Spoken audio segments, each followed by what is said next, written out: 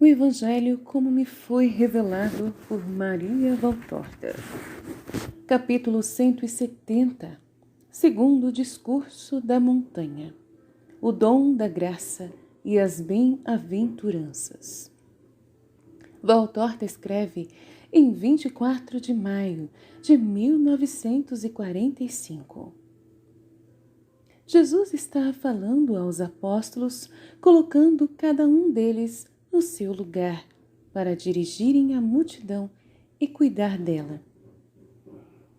Pois o povo está subindo desde as primeiras horas da manhã, com seus doentes trazidos nos braços ou em padiolas, enquanto outros vêm arrastando-se em suas muletas. No meio do povo estão Estevão e Irma. O ar está limpo e um pouquinho frio, mas o sol vai temperando logo essa pequena aspereza do ar da montanha, que por um lado torna o sol mais suave e por outro tira vantagem sobre ele, soprando-o com o frescor de sua pureza, sem porém incomodar. Algumas pessoas se assentam sobre pequenas e grandes pedras espalhadas pelo pequeno vale, que fica entre os dois cumes, enquanto outras continuam esperando que o sol enxugue a erva coberta de orvalho para se assentarem no chão. É muita gente, vindo de todas as regiões da Palestina, de todas as condições. Os apóstolos sobem no meio da multidão, mas como abelhas que vão e vêm dos prados, para a colmeia. De vez em quando voltam até o mestre para darem notícias, para fazerem perguntas ou pelo prazer de serem olhados de perto pelo mestre. Jesus sobe um pouco mais acima do prado, que está no fundo do pequeno vale, e encostando-se a um paredão da montanha, começa a falar. Muitos me têm perguntado durante todos estes anos de pregação. Mas tu, que dizes ser o Filho de Deus, dize-nos o que é o céu, o que é o reino e o que é Deus. Nós temos ideias muito confusas sobre isso. Nós sabemos que existe o céu com Deus e com os anjos, mas nunca veio ninguém de lá para nos dizer como é. E assim ele fica fechado aos justos. Perguntaram-me também o que é o reino e o que é Deus. Eu tenho me esforçado para explicar-vos o que é o reino e o que é Deus. Digo que tenho até me esforçado, não porque seja difícil explicá-lo, mas porque é difícil fazer-vos aceitar a verdade, que se choca contra um edifício de ideias acumuladas no correr dos séculos, no que diz respeito a Deus pela sublimidade de sua natureza. Outros ainda me perguntaram, se isto é o reino e isto é Deus, como conquistá-los? Também isso eu procurei explicar-vos incansavelmente. O verdadeiro espírito da lei do Sinai, quem consegue possuir esse espírito? Consegue possuir o céu. Mas para explicar-vos a lei do Sinai é preciso fazer ouvir o tom forte do legislador e do seu profeta, os quais prometem bênçãos aos observantes da lei e ameaçam os desobedientes com tremendas penas e maldições. A epifania do Sinai foi terrível, e isso se reflete em toda a lei, refletindo-se em todos os séculos, em todos os espíritos. Mas Deus não é apenas legislador, Deus é Pai, um Pai de imensa bondade. Os vossos espíritos enfraquecidos pelo pecado original, pelas paixões, pelo vosso egoísmo e dos outros, fazendo com que estes vos tornem espíritos irritados e os vossos vos tornem espíritos fechados, não podem elevar-se à contemplação das infinitas perfeições de Deus e principalmente de sua bondade, porque esta é a virtude que, junto ao amor, menos aparece nos mortais, a bondade. Oh, é doce ser bons, sem ódio, sem inveja, sem soberbas, ter olhos que só olham para amar, e mãos que se estendem em gestos de amor, e lábios que não proferem senão palavras de amor, coração principalmente cheio somente de amor, levando olhos, mãos e lábios a fazerem atos de amor. Os mais doutos sabem de que dons Deus tinha enriquecido Adão, não só para ele mesmo, como para os seus descendentes. Até os mais ignorantes dos filhos de Israel sabem que temos o Espírito. Só os pobres pagãos não sabem que nós temos esse hóspede real, este sopro vital, esta luz celeste que santifica e vivifica o nosso corpo. Mas os mais doutos conhecem os dons dados ao homem, ao espírito do homem. Deus nos não fez enriquecer menos o espírito do que a carne. O sangue da criatura, feita com um pouco de lama e com o seu hálito. Como deu dons naturais de beleza e integridade, de inteligência e de vontade, de capacidade e de amor recíproco. Assim deu também dons morais, com a sujeição dos sentidos à razão, de modo que na liberdade e no domínio de si mesmo e da própria vontade que Deus havia dado a Adão, não se insinuava o malvado cativeiro dos sentidos e das paixões. Amar-se, o querer, o prazer na justiça era livre sem que vos torne escravos, fazendo-vos sentir o mordente do veneno que Satanás espalhou e vomita, levando-vos para fora do alvéolo límpido, para os campos lamacentos, para os brejos podres, onde fermentam a febre da sensualidade carnal e moral. Por que ficais sabendo que é sensualidade até a concupiscência por pensamento? Eles tiveram dons sobrenaturais, isto é, a graça santificante, o destino superior, a visão de Deus. Eu vou ler de novo esse pedaço. Mas Deus não é apenas legislador, Deus é Pai, um Pai de imensa bondade. Os vossos espíritos enfraquecidos pelo pecado original, pelas paixões, pelo vosso egoísmo e dos outros, fazendo com que estes vos tornem espíritos irritados e os vossos vos tornem espíritos fechados, não podem levar-se à contemplação das infinitas perfeições de Deus e principalmente de sua bondade, porque esta é a virtude que, junto ao amor, menos aparece nos mortais. A bondade. É doce ser bons, sem ódio, sem inveja, sem soberbas. Ter olhos que só olham para amar, e mãos que se estendem em gesto de amor, e lábios que não proferem senão palavras de amor. Coração, principalmente, somente cheio de amor, levando olhos, mãos e lábios a fazerem atos de amor. Os mais doutos sabem de que dons Deus tinha enriquecido Adão, não só para ele mesmo, mas para os seus descendentes. Até o mais ignorante dos filhos de Israel sabem que temos o Espírito. Só os pobres pagãos não sabem que nós temos esse hóspede real em nós, este sopro vital em nós, esta luz celeste da alma, que santifica e vivifica o nosso corpo. Mas os mais doutos conhecem os dons dados ao homem, ao espírito do homem.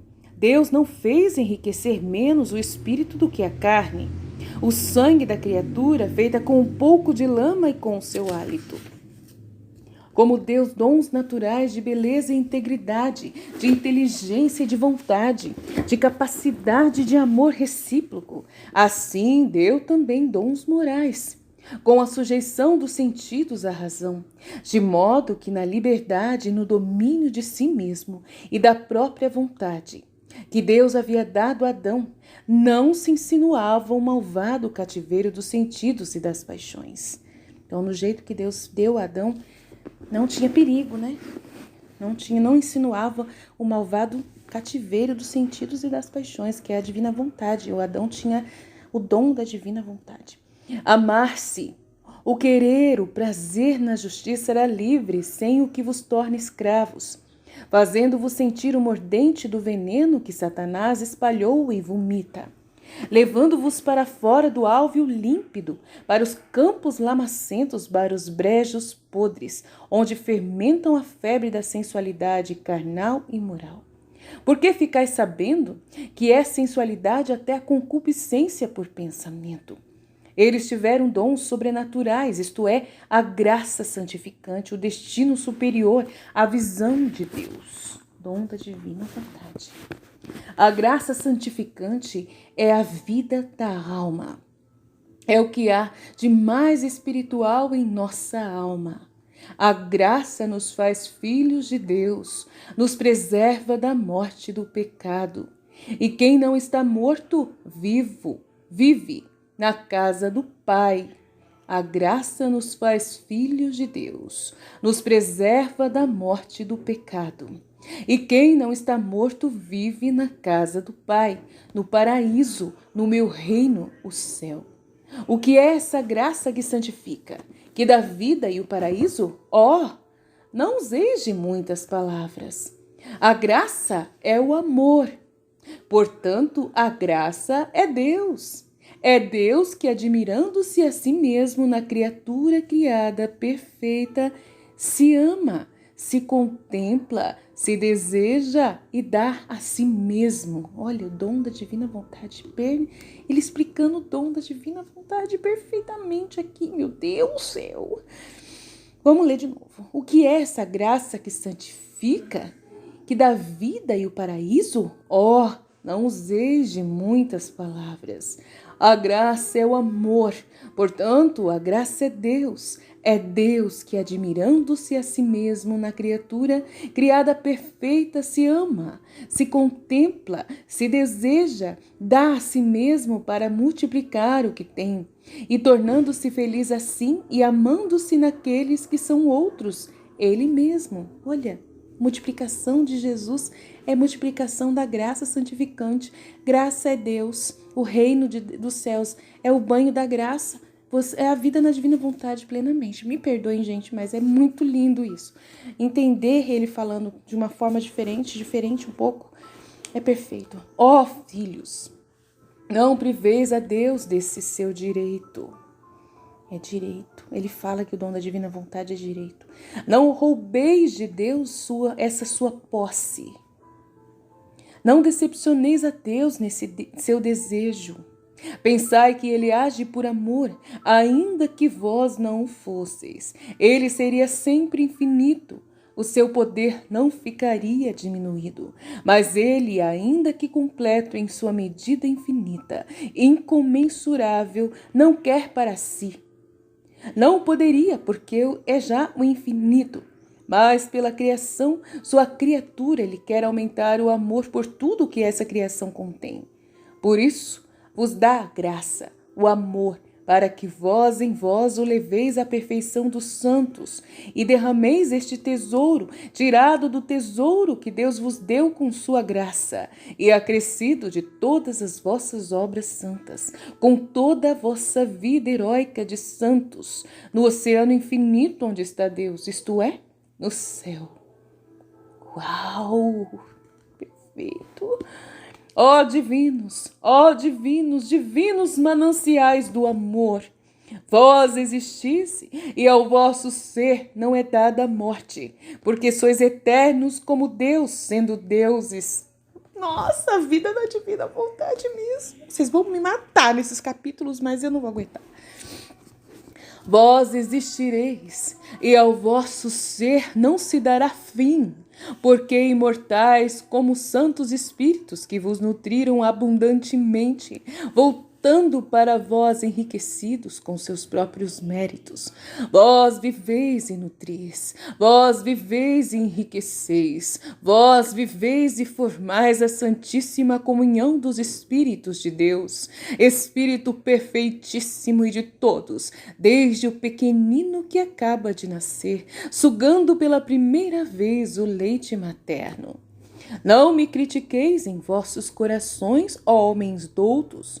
Não digais, ele é louco ou é mentiroso, porque como um louco ele fala da graça em nós, privados dela pela culpa. Ele mente, dizendo que já somos uma coisa com Deus. Sim, a culpa existe. A separação também existe. A vontade humana. Mas diante do poder do Redentor, a culpa vontade humana. Separação cruel que se fez entre o pai e os seus filhos. Cairá por terra como muralha sacudida pelo novo Sansão. Eu já a agarrei e a estou sacudindo, e ela já está aluindo, e Satanás está tremendo de raiva, de impotência, não podendo fazer nada contra o meu poder, sentindo que lhe são arrebatadas tantas presas, tornando mais difícil arrastar o homem para o pecado. Porque quando eu vos tiver levado ao meu Pai, quando ao filtrar-se o meu sangue pela minha dor, fordes limpos e fortificados, tornar-se-á em vós viva, ativa e poderosa graça, e vós sereis triunfadores, se o quiserdes. Deus não vos força, nem quanto ao pensamento, nem quanto à vossa santificação. Vós sois livres, mas Deus vos dá forças. Ele vos dá a liberdade, mesmo no império de Satanás.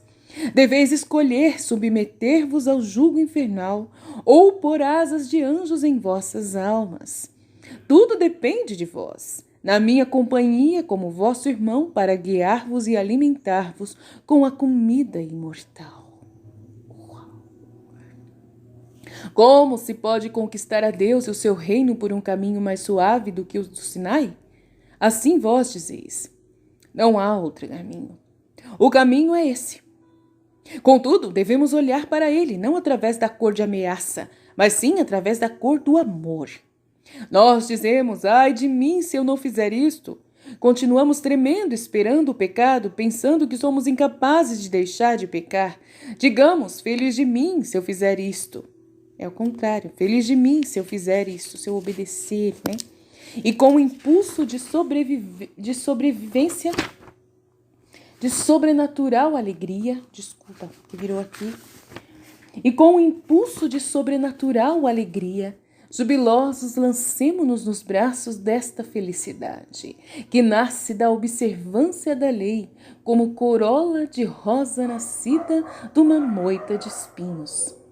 Feliz de mim, se eu for pobre de espírito, porque então o reino dos céus é meu.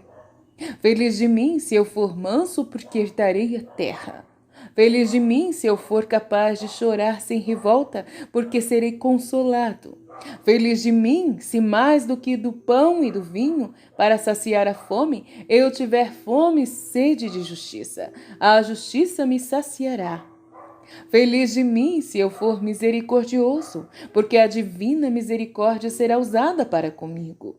Feliz de mim se eu for puro de coração, porque Deus se inclinará para o meu coração puro e eu o verei. Feliz de mim se eu tiver um espírito de paz, porque serei chamado por Deus de seu filho.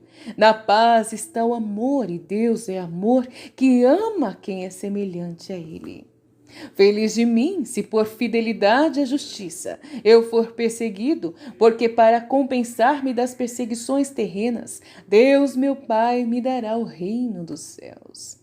Feliz de mim, se eu for ultrajado e for acusado mentirosamente por reconhecer-me teu filho, ó Deus. Disso me deve provir alegria, não desolação, porque isso me iguala aos teus melhores servos, os profetas, perseguidos por essa mesma razão, e com as quais eu creio firmemente que hei de compartilhar a mesma grande recompensa, eterna no céu que é meu.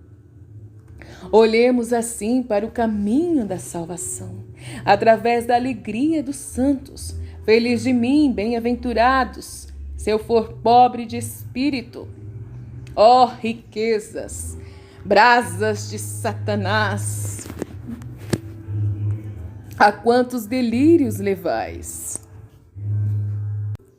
Nos ricos e nos pobres, o rico que vive para o seu ouro, o ídolo infame do seu espírito arruinado.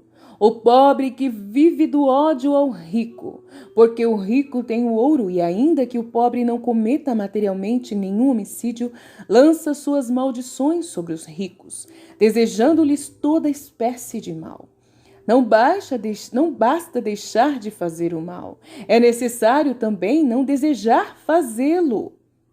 Quem diz maldições, rogando pragas e desejando a morte, não é muito diferente de quem mata materialmente, porque nele existe o desejo de ver alguém morrer, ver aquele a quem odeia morrer.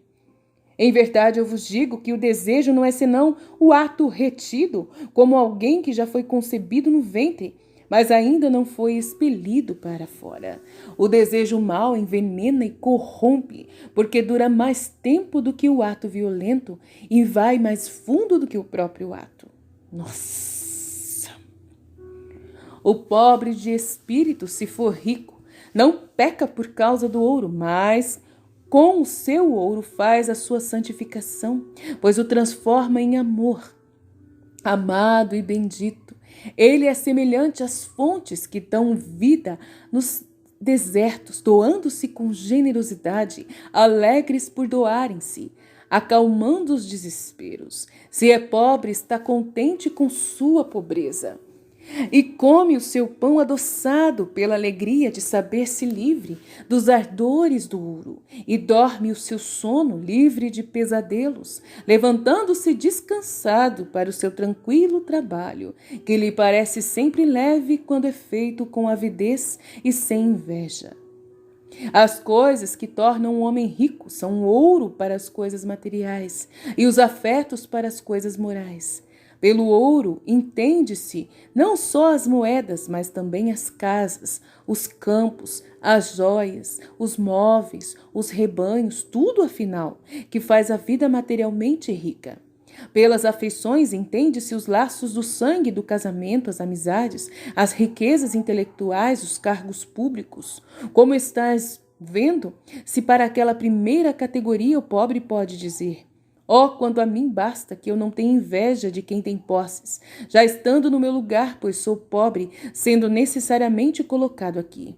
O pobre é segunda categoria. Também o pobre tem que tomar cuidado, porque até o mais miserável dos homens pode tornar-se pecaminosamente rico em espírito.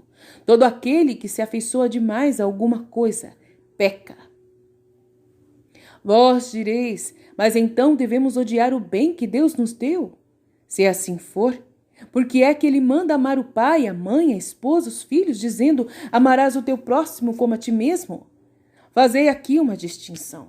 Devemos amar o pai, a mãe, a esposa e o próximo, na medida dada por Deus, como a nós mesmos. Enquanto que Deus deve ser amado sobre todas as coisas, com todo o nosso ser. Não temos que amar a Deus como amamos os mais queridos dos nossos próximos. A mãe, porque nos amamentou, a esposa, porque dorme sobre o nosso peito e cria-nos os filhos, mas sim amar a Deus com todo o nosso ser, isto é, com toda a capacidade de amar que existe no homem. Amor de filho, amor de esposo, amor de amigo. Ó, vós não vos escandalizeis com o amor de pai. Sim, porque pelas coisas de Deus devemos ter os mesmos cuidados que um pai tem para com os seus filhos, para os quais guarda com amor os bens, fazendo-os aumentar. Se ocupa e se preocupa com o seu crescimento físico e cultural, e com o seu bom êxito nos negócios do mundo. O amor não é um mal, e nem deve tornar-se um mal. As graças que Deus nos concede não são um mal, nem devem tornar-se um mal. Elas são amor, por amor nos foram dadas. É preciso usar com amor essas riquezas que Deus nos concede, tanto nos afetos humanos como nos bens. Somente quem não faz delas ídolos, mas meio para servir Deus em santidade através delas, mostrando não ter um apego pecaminoso a elas. Procura, pois, a santa pobreza do espírito, o desapego, que se despoja de tudo e de todos, para ficar mais livre, a fim de conquistar a Deus santo, que é a suprema riqueza. Conquistar a Deus quer dizer ter o reino dos céus.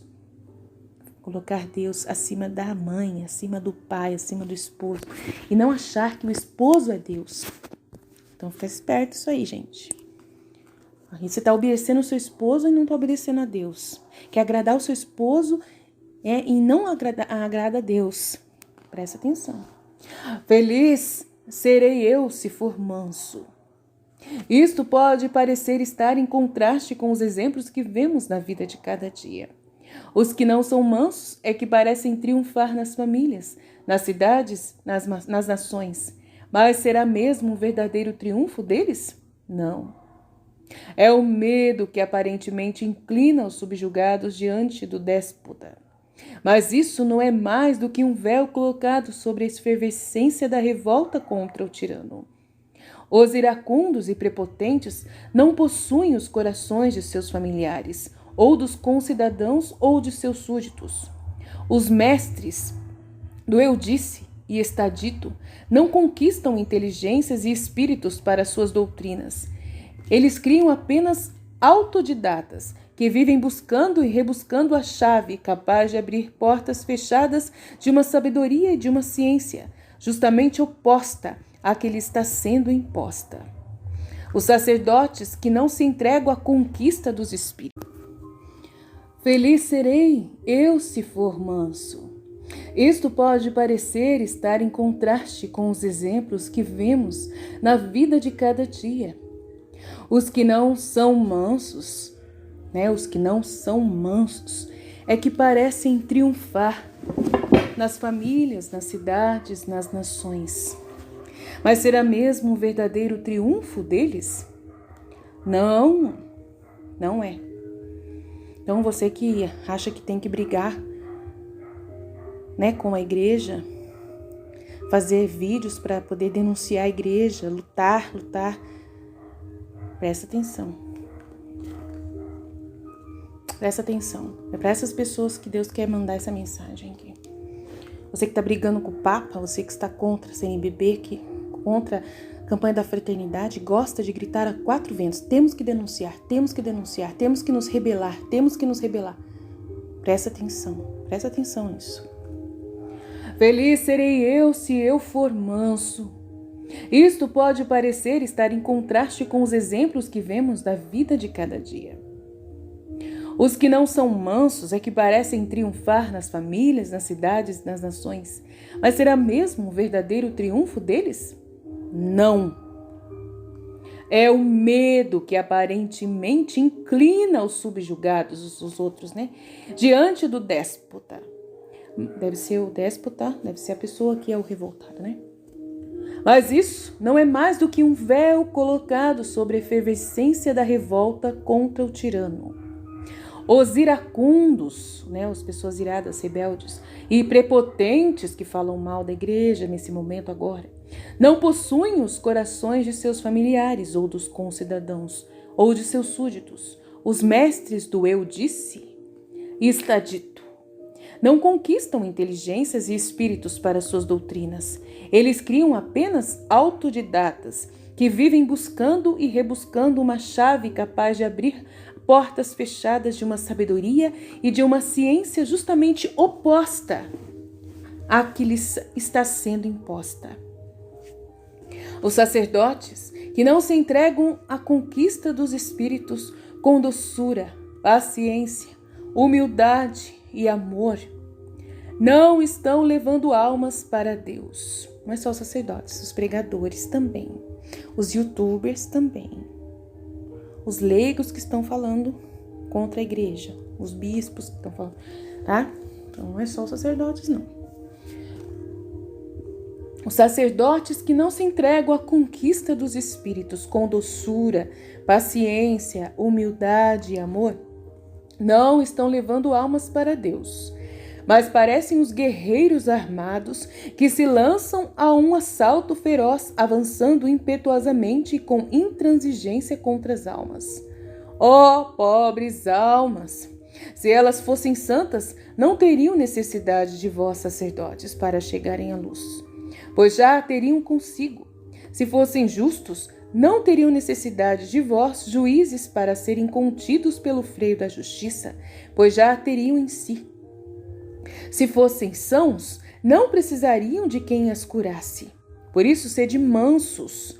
Não façais que as almas fujam espavoridas, mas atrai-as com amor. Porque a mansidão é amor, assim como é a pobreza de espírito. Se assim fordes, conquistareis a terra. levando para Deus o lugar que era de Satanás, porque a vossa mansidão, que além de ser amor é também humildade, vence o ódio e a soberba, matando nos ânimos o rei abjeto da soberba e do ódio. E então o mundo será vosso, isto é, de Deus, pois sereis justos ao reconhecerdes Deus como Senhor absoluto da criação, ao qual há de ser dado todo louvor e entregue tudo o que é seu. Feliz serei eu, se eu souber chorar sem me revoltar.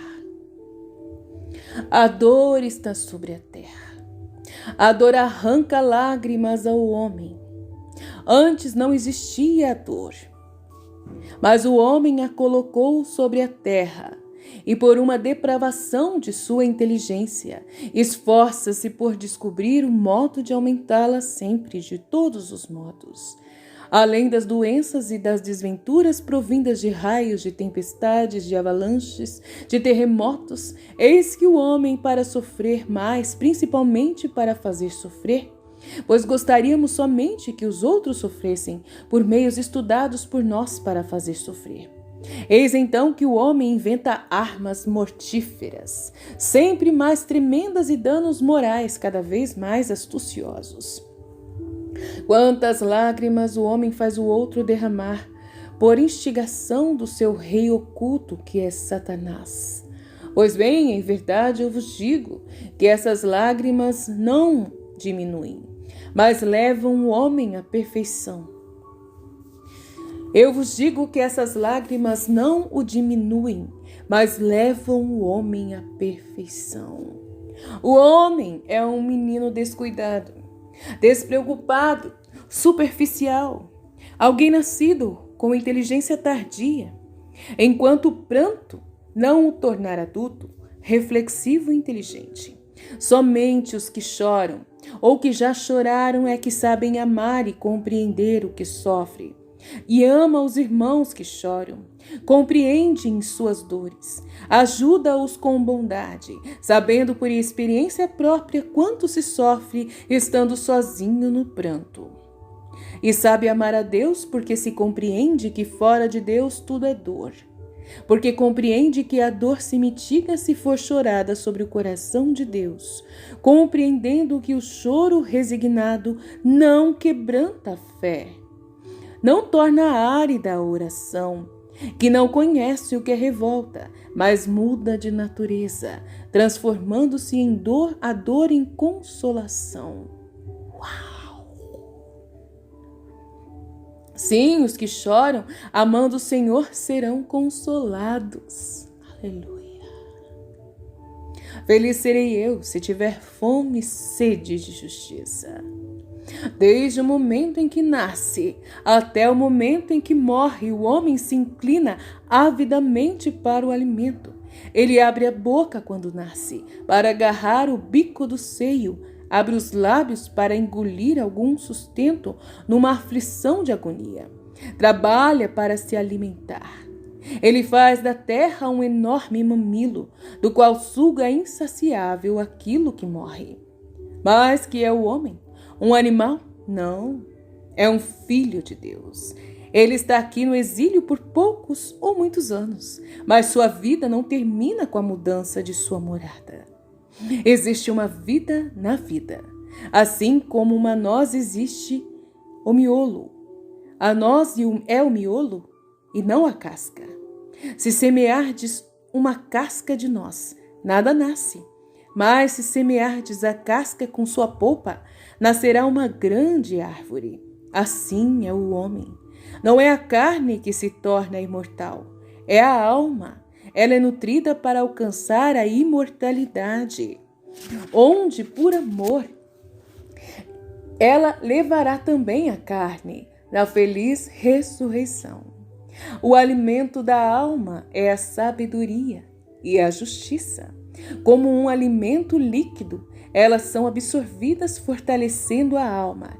E quanto mais se prova delas, mais cresce a santa avidez de possuir a sabedoria e de conhecer a justiça. Contudo, há de chegar um dia no qual a alma insaciável nesta santa fome ficará saciada. Chegará esse dia. Deus se dará ao seu filho e o apertará diretamente ao teu seio. E o filho nascido para o paraíso se saciará da mãe admirável, que é o próprio Deus.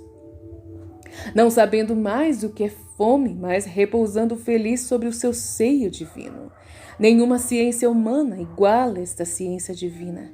A curiosidade da mente pode ser satisfeita, mas não a necessidade do espírito.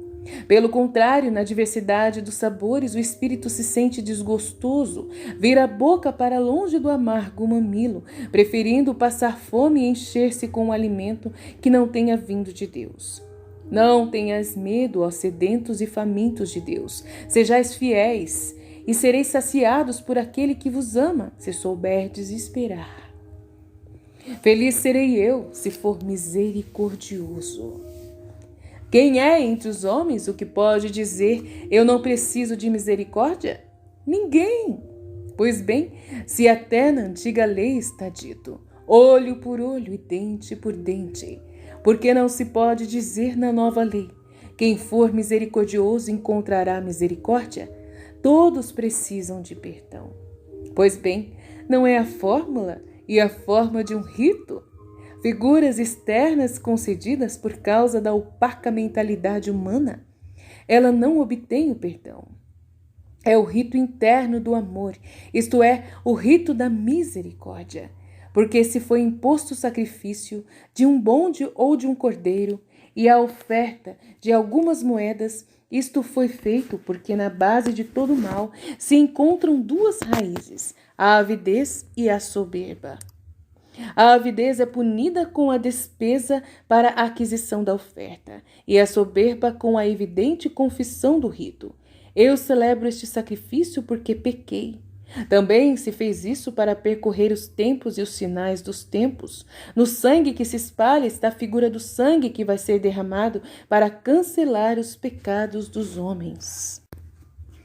Feliz, pois, daquele que sabe ser misericordioso com os famintos, com os nus, com os que não têm casa, com os maiores miseráveis, que possuem mau caráter, fazendo-os sofrer e também os que com ele o convivem. Tende misericórdia, perdoai, compadecei-vos, socorrei, instruí, amparai. Não vos fecheis em uma torre de cristal, dizendo eu sou puro e não desço no meio dos pecadores. Não digais, eu sou rico e feliz e não quero ouvir falar das misérias dos outros. Tomai cuidado, porque mais depressa do que a fumaça que se dissipa no ar por algum forte vento, pode desvanecer-se também a vossa riqueza, a vossa saúde, o vosso bem-estar familiar, e lembrai-vos de que o cristal serve de lente. E aquilo que ao misturar com a multidão poderia passar inobservado, se vos colocardes numa torre de cristal sozinhos, separados, recebendo luz de todos os lados, não podeis mais conservar escondido. Misericórdia também para levar a termo um sacrifício de expiação secreto e contínuo, para com ele obter misericórdia. Nossa, feliz de mim se eu for puro de coração. Deus é pureza. O paraíso é um reino de pureza. Nada de impuro pode entrar no céu, onde está Deus. Por isso, se fordes impuros, não podereis entrar no reino de Deus. Mas que alegria, uma alegria antecipada concedida pelo Pai aos filhos. Quem é puro já tem nesta terra um começo do céu, porque Deus se inclina para o puro, e o homem vê o seu Deus aqui na terra. Ele não conhece o sabor dos amores humanos, mas experimenta até o êxtase, o sabor do amor divino, podendo dizer, eu estou contigo e tu estás em mim. Por isso eu te possuo e conheço como esposo amabilíssimo de minha alma. Crede-me Quem possui a Deus realiza também em si mudanças substanciais inexplicáveis, fazendo-o santo, sábio, forte. Sobre os seus lábios florescem palavras, e seus atos assumem poder, que não são de criatura, mas de Deus que vive nela. Eu não vvou aguentar, gente. Eu vou orar em línguas. Ai, meu Deus do céu. Oi, ela barraria xiria, bastiria, pusia, igila bastica. Meu faria xiria, andaria maria, xuria, candela baixia, candela baixia, candela baixia, candela baixia, candela baixia. Nana machurie. Crede-me, quem possui a Deus realiza também em si mudanças substanciais inexplicáveis. Fazendo o santo, sábio, forte. Sobre seus lábios florescem palavras, e seus atos assumem poder, que não são de homem, de criatura, mas de Deus que vive nela. O que é a vida daquele que vê a Deus? É felicidade. Oh, meu Deus! Me ajuda a continuar lendo isso aqui. O que é a vida daquele que vê a Deus? É felicidade. E quereríeis privar-vos de tão grande dom por causa de fétidas impurezas? Meu Deus do céu, aleluia, meu Deus do céu.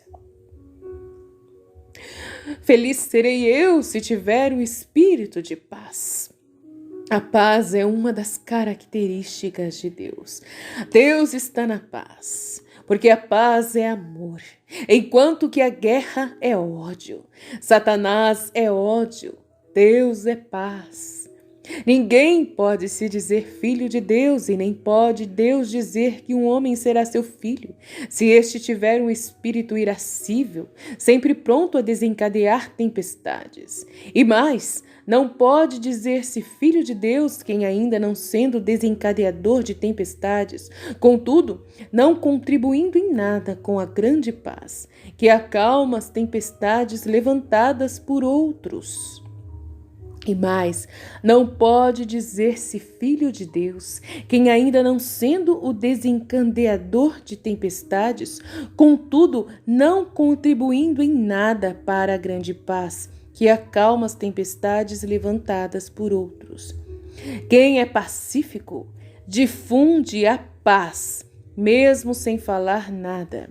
Senhor de si, ouso dizer até Senhor de Deus. Ele o leva como uma lâmpada, leva sua luz, como um turíbulo que vai soltando os seus perfumes, como um odre que transporta o seu líquido e brilha a luz nas névoas fumegantes dos rancores, purifica o ar das invejas, se acalmam as ondas enfurecidas das contendas, por meio deste óleo suave que é o Espírito de paz, que emana dos filhos de Deus. Fazei com que os homens venham a chamar-vos com este nome. Aleluia. Feliz de mim se eu for perseguido por amor da justiça.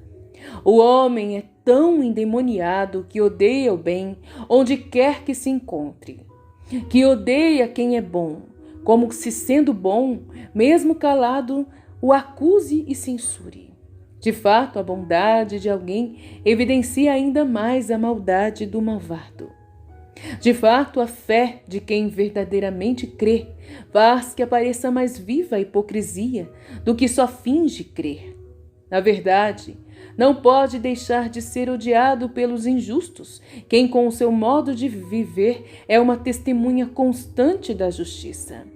Então acontece que o mal se enfurece contra os amigos da justiça. Por isso que o Papa Francisco ele é tão odiado. Também aqui acontece como nas guerras. O homem progride na arte satânica de perseguir, muito mais do que na arte santa de amar. mas só pode perseguir quem tem vida curta.